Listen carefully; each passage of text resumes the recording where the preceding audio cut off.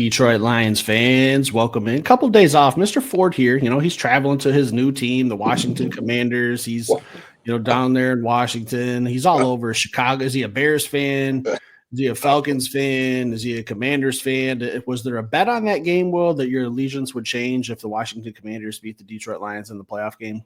absolutely not. Absolutely not. I'm just starting to wonder because Will is obviously, as you can see, not in his normal configuration. He's in Washington, D.C. I'm not sure why President Trump has not invited him to the Oval Office to do this show. I'm not sure if the red carpet was rolled out. Are they treating you pretty good down there, Will? I will say this. Mr. Trump, President Trump, has not welcomed me to the Oval Office to do the show yet, but I will say we've did the whole school tour down here with my daughter, and our tour guide for Gettysburg on our way down here was a Detroit Lions fan. I had my hat on. As soon as he got onto the bus to start the tour, he looks at me and goes, "Man, it feels good to see that I'm amongst friends." And then he brought out his phone, and his phone was a Detroit Lions screensaver. I said, "Let's go. This is gonna be a good." And he was a phenomenal tour guide. So then we got to the Capitol building, and I didn't have my hat on in the Capitol building because we had to wear. Well, we didn't have to, but I wore a school hat, so I was easily recognizable because I'm one of the chaperones. But I had my watch on, so man, probably 10 people walked by, seen my watch, and was like, "Hey, go Lions!" or "Hey, let's go, let's go." So yeah, the people are treating me pretty good around here. I don't give a damn how he does it. Tour guides, Will. Is he a subscriber? That's really the only thing that He matters he with him. actually is he actually is a subscriber, and I did tell him that if he makes his way down to Detroit, because he said the last time he was down, he went to a Tigers game and then he went to a preseason Lions game.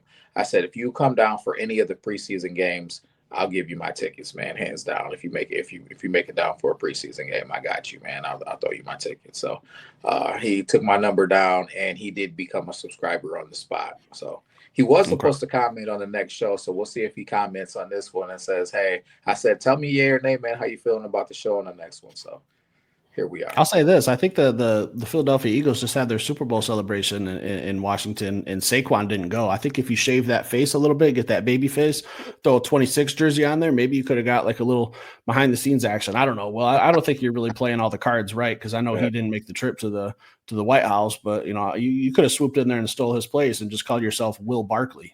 I don't know. I wish Just in an my option, dreams. but Yeah. a little segue into today's show. A couple of days off, doing a little catching up here, but. Well, the last couple of days, I've seen some people, not everyone. I don't know what the category is. I don't know what the split is. I don't know if it's 50-50. But I see that the Detroit Lions fan base is a little unhappy with this past draft. Yeah. And I get it. I kind of understand, but we've spoken our piece about the draft. We've given our recap. We've done our grades. We've talked about a couple of players. We've talked about some of the undrafted players. But do you think it's fair for Lions fans to be a little displeased with Brad Holmes in this past NFL draft?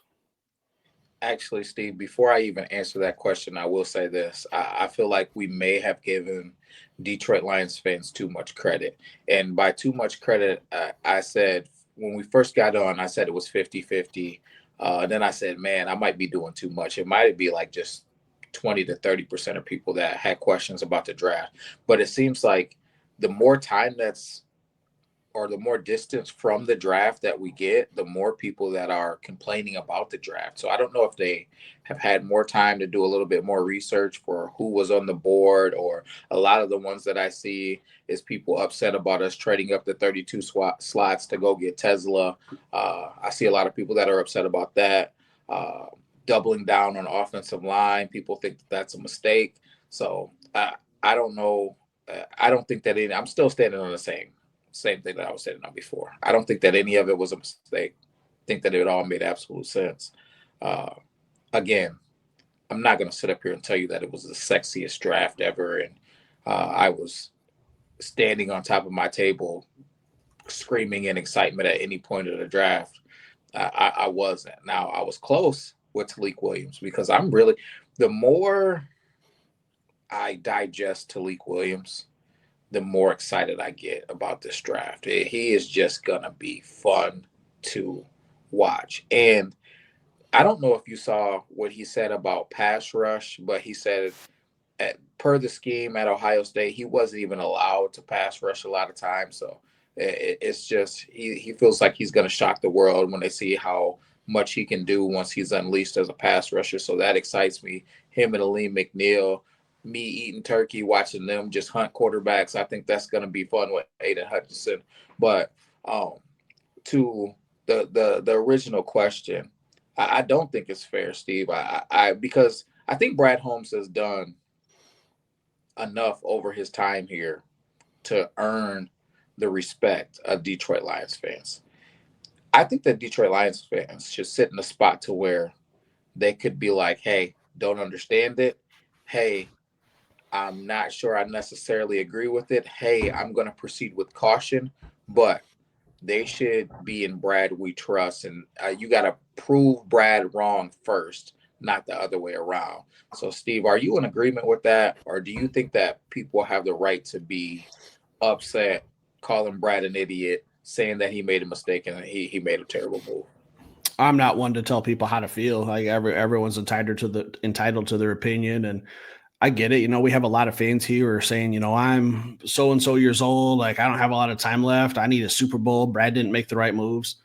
I get it. And I'm glad you brought up Tyleek Williams because I think he's probably the one that's him or Tesla are probably the two guys that are probably the most scrutinized out of this draft class. I think Tyleek Williams, because everyone wanted that edge, myself included, right away. We wanted that edge rusher right away.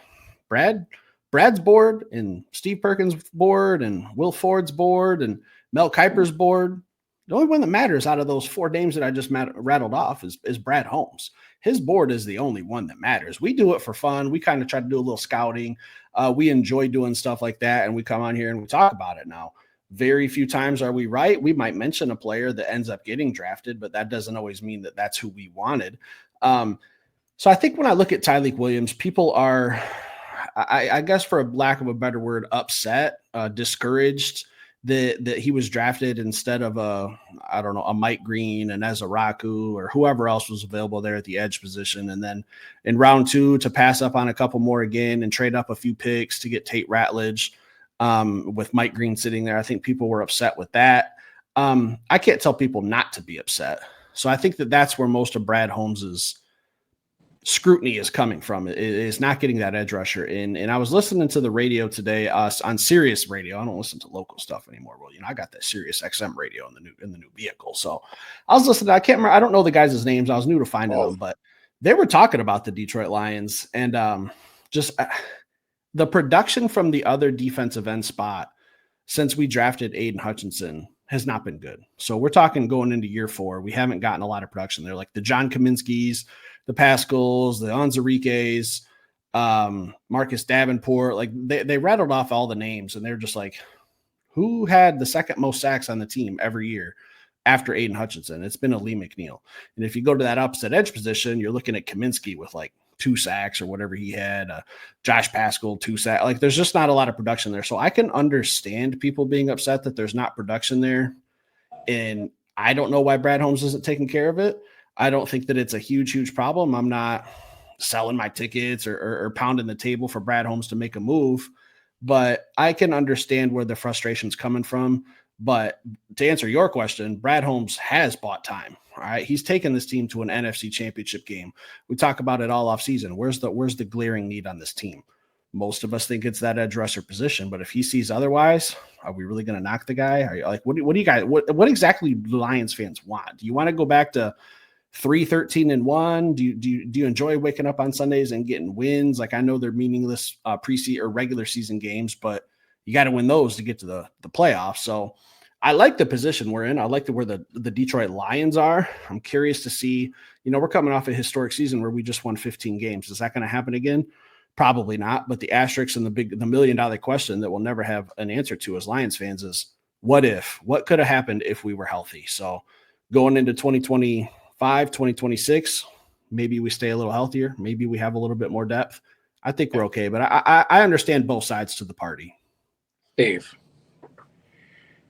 Brad Holmes' biggest mistake is giving up on a guy that could have been the superstar playing a opposite side of Aiden Hutchinson.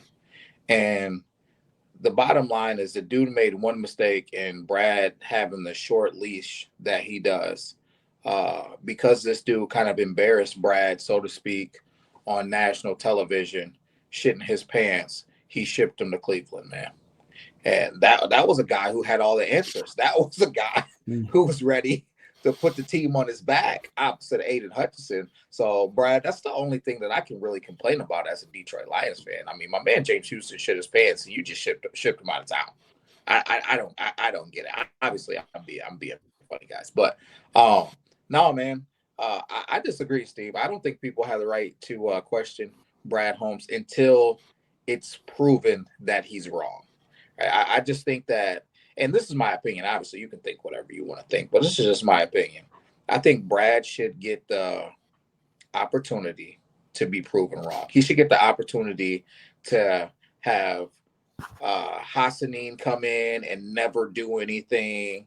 He should get the opportunity for Davenport to get injured in the first game. He should get the opportunity to not sign Zadarius Smith, and Zadarius Smith get picked up by another team and go have 12 sacks. Like, he should have an opportunity to make these things happen before you can start saying that Brad's an idiot. I just can't get on board with the people that are getting on Twitter saying that. I mean, there's people that are getting on Twitter, Steve, or X, I apologize, that are getting on there saying that Brad should be fired.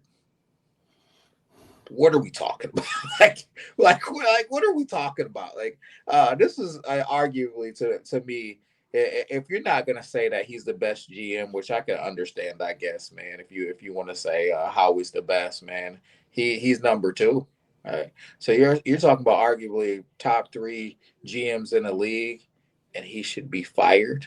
Like, do you remember 0-16 Lions fans? Like, what are we talking about? Like, this dude has took us from geek to chic. You know, he's took us from a shit organization to a playoff organization. Like, we're waking up talking about Super Bowls. We're waking up expecting to go to the playoffs. We've come a long way. So to question Brad now, to me, I don't think that's what we should be doing. We should be saying, hey, listen, I don't understand what you're doing, Brad, but I trust you. But I trust you. And you know what I mean? So that's kind of where I sit on it, man. Let the guy and why haven't we learned? Everybody questioned him about Jahmyr Gibbs, and we reached and we did. Let the thing unfold again. Let's see what it turns out to be. If you're not a believer right away, if it turns out to be crap, then you go ahead and say, hey, Brad didn't know what he was doing. He screwed this up, blah, blah, blah, blah, whatever. Yeah, people scrutinize that draft class with Jahmyr Gibbs, Jack Campbell, Sam Laporta, Brian Branch, and calling it reach or, moving back, and you should have just taken Bijan Robinson instead. Like, there's a lot of people unhappy after that draft too, and I think we got 4 Pro Bowlers out of that draft, and we said right after that draft, and we did our recap show, if you take all these players, if you took a Jahmyr Gibbs, a Jack Campbell, a Sam Laporta, and a Brian Branch, and you just shuffled where they were drafted, nobody would have cared. No issue. So yeah, no issues at all. Like 4 Pro Bowlers, they're going to be getting massive contracts here soon. But yeah, that's, and I think you're 100% right. Like, Brad hasn't done anything to warrant getting fired, or I don't even know where that's coming from. Or when people, use the saying, let Brad cook. I see people on Twitter saying Brad cooked up a turd. That's the only thing he cooked up, like stuff like that. Just take a little passive shots. And we're just like, like, we had an ugly draft, and I mean that in a good way. We didn't need a sexy position. Yeah. We didn't need a running back. We didn't need a quarterback. We didn't desperately need a wide receiver that we're going to get into in a minute. Like, people are complaining because we didn't get an elite pass rusher. Like, who's to say we didn't? Let this thing play out. Let's see what Hassanin has to offer. Like, let's give him a year or two, because the more I watch on that kid, and I'm not trying to sell anything. Like, I'm a salesman, but I can't sell ice to an igloo or to an Eskimo. You know what I mean? Like, I'm just saying, like, let this thing pan out a little bit. Let's get at least a season under Hassanin's belt, because I do think that kid's going to be. I want to temper the expectations, because I know people say you say things and people just run with it, but I think he's going to be a really, really good pro eventually. I don't know how long it's going to take him to get there, but I think eventually Hassanin is going to be very, very solid for the Lions. But the other pick that I see a lot of people questioning is, and Will, people were hammering us the other day because we weren't pronouncing his name right. We were saying Tesla. I guess the S is pronounced like a Z, if I'm not mistaken. Like he had his boy. I know he didn't send them, but he had his boys from high school coming after us. Well, like, hey, I know this family personally. You guys got to respect his name. Well, we didn't mean any disrespect by it. I say it how it's spelled, and extra A, that Elon Musk, Tesla. That's how it just looks to me. So I guess the S is a Z, so it's Tesla. Is that how it's pronounced correctly? Is that the mistake I was making, Will? That is my understanding as Okay. well. I got a DM on Twitter about that as well. So Tesla,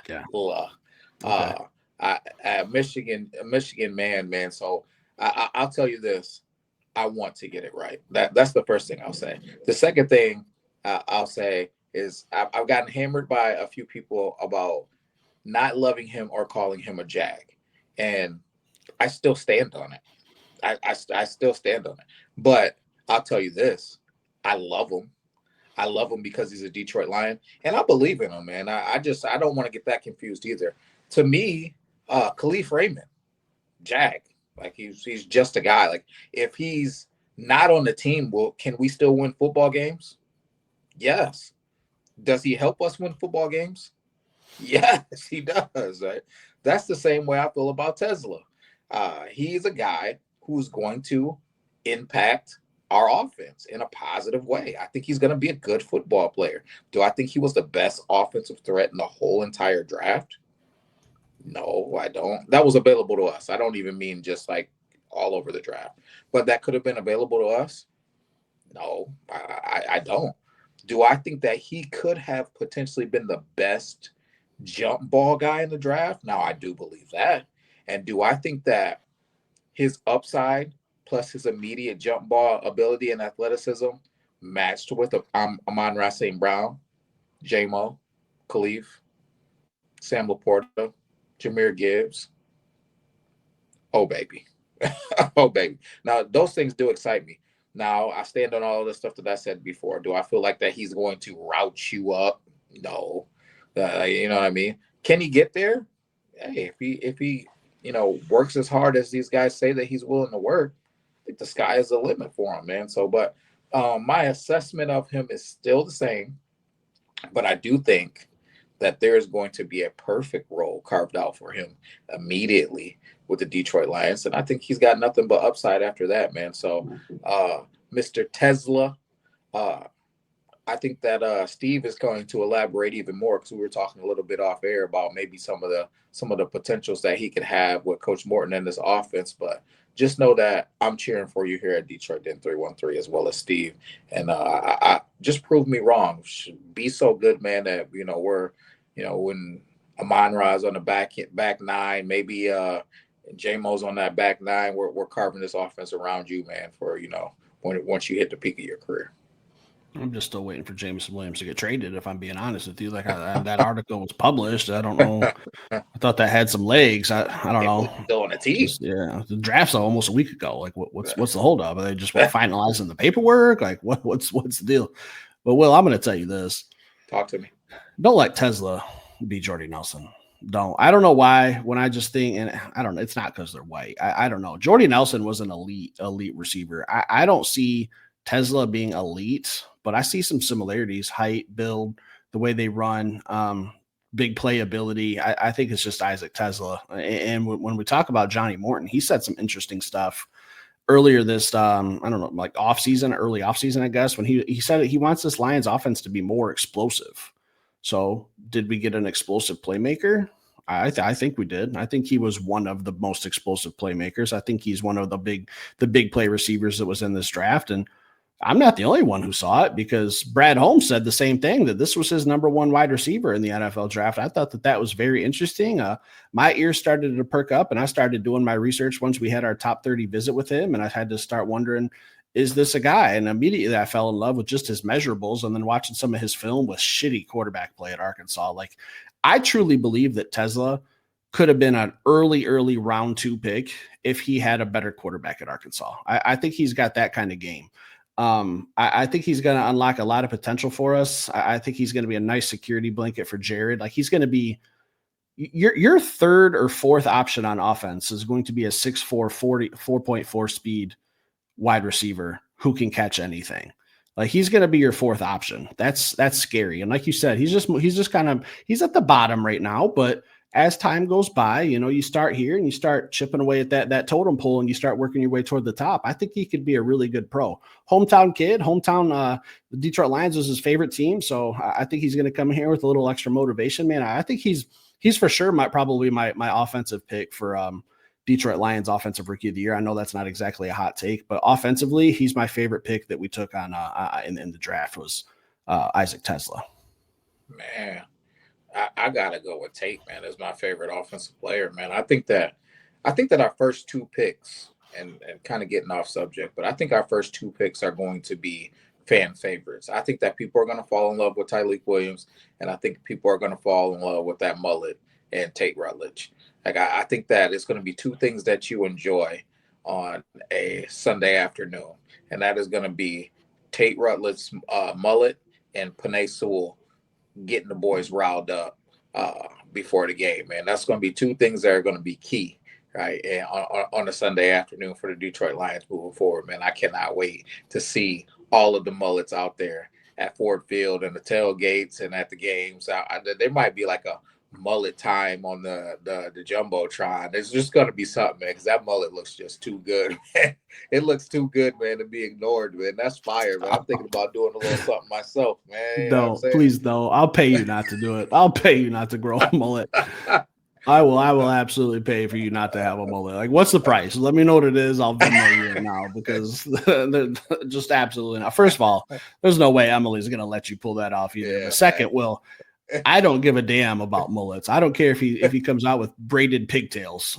I care about getting wins. All right. Like the rest of the stuff's fun. Like, yeah, that'd be cool to see like a mullet cam. I'll tell you this, I'm bald. I might grow out that Mississippi mud flap if I have to from the back down. Like it's not exactly a mullet, but I might do a little experimenting. But I don't know. I mean, keeping it to Tesla, when Brad Holmes says the things that he says, that he was his favorite wide receiver in this draft, and he could be blowing smoke up our ass. Like, we'll never know. We'll never have a true answer. But taking what he said with what Johnny Morton said, if you meet somewhere in the middle of wanting to make this offense more explosive and getting the best wide receiver in this draft, the middle for me, Isaac Tesla's name would be in that ring.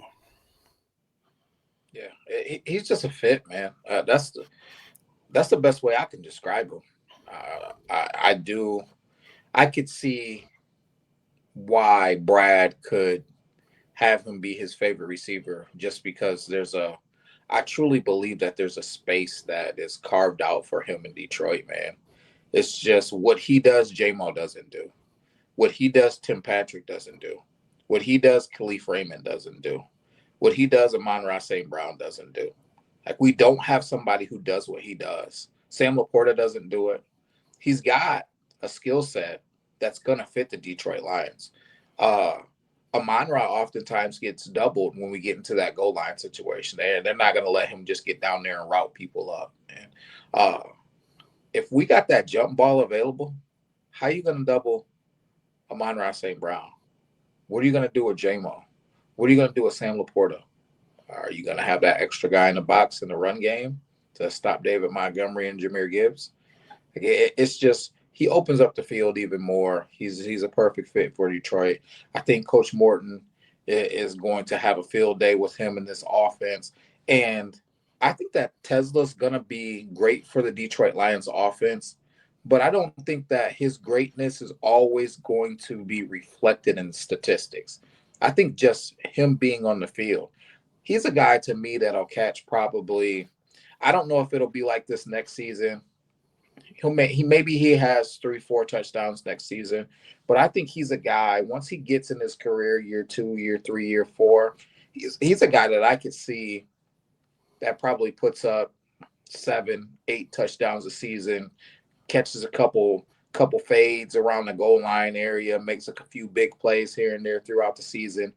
I don't think he's ever going to be one of those guys that's like, putting up double digit touchdowns a season. You know what I mean?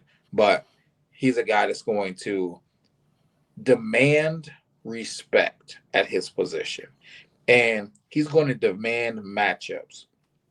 You get around that goal line, if you got a big, tall, long receiver, you're going to have to match him up with Tesla because you're going to have to try to defend that jump ball.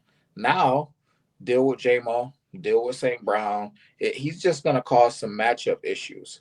Now, I think that he can be a beneficiary of matchups just in general because, man, you're going to put your best two DBs on St. Brown and J-Mo. So now you're looking at nickel DBs. You might even be looking at DB4 because Sam Laporta is going to demand some respect too, man. So, I mean, he Jameer could, Gibbs. yeah. So I'm like, he could be demanding some matchup nightmares for some defenses, man. Because if he's dealing with their third or fourth best cover guy week in and week out, he could force some teams to play zone that don't want to play zone, and then we running at their face. Or, you know, uh, Amon-Ra St. Brown, now he's starting to find holes in their zones and do what he does really at an elite level, man. I just think that it could be Tesla could cause matchup nightmares. So I just, again, the scope of this thing started off talking about this draft and was it a bad situation? No. Do I have a problem with the 32 slots that we went up to go get and the draft equity that we gave up? I don't, because one, I don't think that Brad was going to draft a bunch of people. We mentioned that before in this draft. I never thought at any time Brad was about to draft 27 guys and try to figure out ways to put them on this roster. That's first things first. Second, when we get into this draft and as we reflect on it, we needed to be financially responsible. Guards aren't the most expensive linemen in the world to pay. Now, them left tackles, they get expensive, right? So getting a couple of guards that are starting caliber, even if we got to get into these guys being successful and we get a decade out of these guys, they're not going to be the most expensive linemen in the world to be able to keep on your team. Goes into the financial responsibility. Tesla's never going to have the offense mapped around him. Goes around to that financial responsibility. He'll be a guy who will be affordable. Now, Talik Williams is probably going to get expensive, but that's 5 years. We're kicking that can 5 years down the road. That's why you drafted him with your first round draft pick. Hopefully, at that point, some of these guys are working their ways off, and their contracts are falling off of the wayside, and we'll have a little bit more room to be able to pay guys like that, man. But I'm absolutely in complete disagreement of this draft being wrong. And I think that Tesla is going to be a problem, man. I think Coach Morton is going to dial some saucy stuff up. I think I'm just going to start calling him Tez. Just Hey, to man, avoid all confusion. Isaac Tez. So if you hear me call him that from now on, just know who I'm talking about. It's just easier that way. Avoids confusion. You got anything else for tonight, Will? No, man, I'm excited, man, to see what happens. I can't wait to get to camp, man. I can't wait to get to camp. Hassanin is somebody that I'm really looking forward to. I'm having a real hard time with Hassanin, not falling in love with him, and he hasn't made it to camp yet. I've been having to pump the brakes on because I remember last year you were super crazy high on Mekhi Wingo even before camp. And I liked him, and I liked his measurables. I liked his stats, and I'm kind of in that same boat with Hassanin.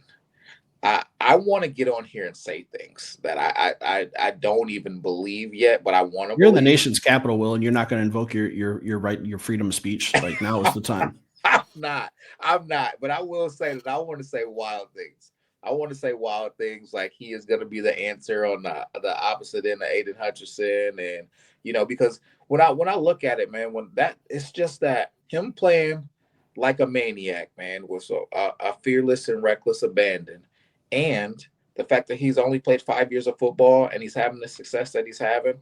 The instincts in me make me want to believe that Casey Rogers is going to get his hands on him, and we are going to see unbelievable things happen over the next 3 seasons with Hassanin.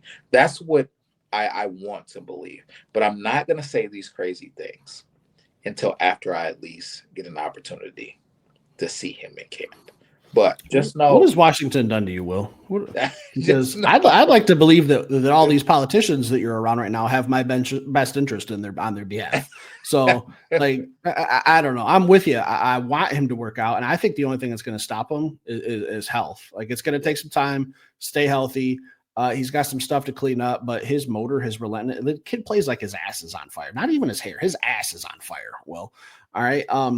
I'm not saying this because the moment is more fresh than it was last year for me, but I like him more than when we picked Wingo last year. I'll tell you that. Like defensively, that's my guy in this draft. I know it's slim picking, like we didn't have a massive defensive class, but Tesla on offense, Hassanin on defense. Can't wait for training camp. I'm thinking about upgrading my seats at that Hall of Fame game and getting right behind the bench of that Detroit Lions team and seeing everything I can see. But I'm excited. I think I saw something that we're like less than 100 days away from training camp, and we got the schedule release coming up in less than 2 weeks. So it's gonna start getting juicy. It's gonna start getting real juicy here. You know, the Tigers are holding me over. You know, they're getting me to football season. That's all I really ask. But well, I just need it to be football season now. I could talk to these kids all night. I could do this all day, but unfortunately, Will has to get up and tour the White House tomorrow. Arlington Cemetery tomorrow. I don't even know. I've heard of. Oh, Arlington. Yeah, come on. I'm a veteran. I should damn well know what that is. It's 11:15 at night. Give me a break. But yeah, I mean, I've never been there. That'd be a cool little experience. Do they have like any souvenirs? Any souvenirs there? You don't forget about old Stevie P if they got like a keychain or something there. We'll take care of you. Give me something. Yeah, Arlington Seminary, pretty nice. Anything else tonight? That's it, man. Let us know how you're feeling. Was it a mistake? And if it was a mistake, don't just say, hey, he effed up, he's a turd or whatever. Leave it in the comments. Let us know exactly what's going on, where you're coming from. We can get some banter going. Stick around. Hit that like button. We'll be back later with another show. Peace.